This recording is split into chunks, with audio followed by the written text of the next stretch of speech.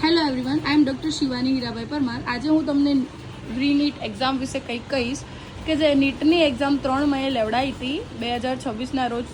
3 મે 2026ના રોજ લેવડાવી હતી. એ એક્ઝામ હવે રદ કરવામાં આવી છે.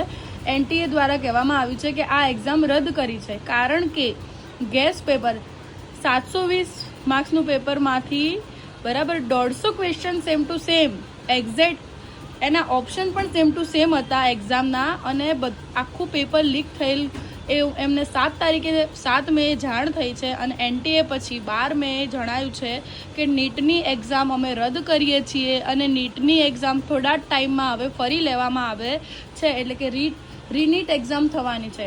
હવે આજે આપણે ઘણા બધા સ્ટુડન્ટો 22 લાખ સ્ટુડન્ટોએ એક્ઝામ આપેલી છે, તો કોઈએ પેનિક થવાની જરૂર નથી.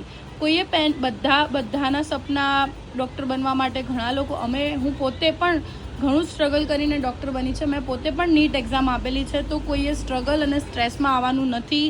શાંતિથી વિચારી અને મગજથી એકદમ શાંત થઈને એક્ઝામ આપવા.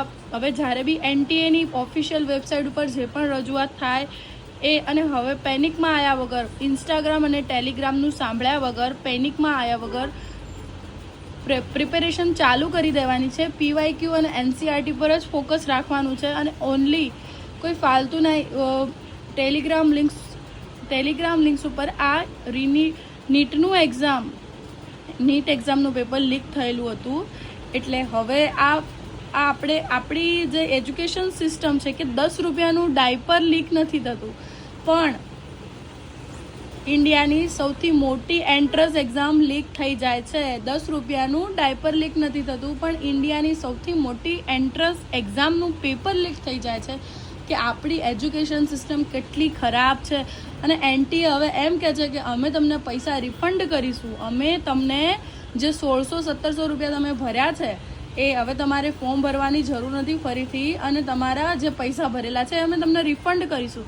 તમે એ શું રિફંડ કરશો કે જે લોકો પોતાના ચોપડા બધું મૂકીને રિલેક્સ થઈ ગયા છે, લોકો પોતાના વતન પાછા ફર્યા છે.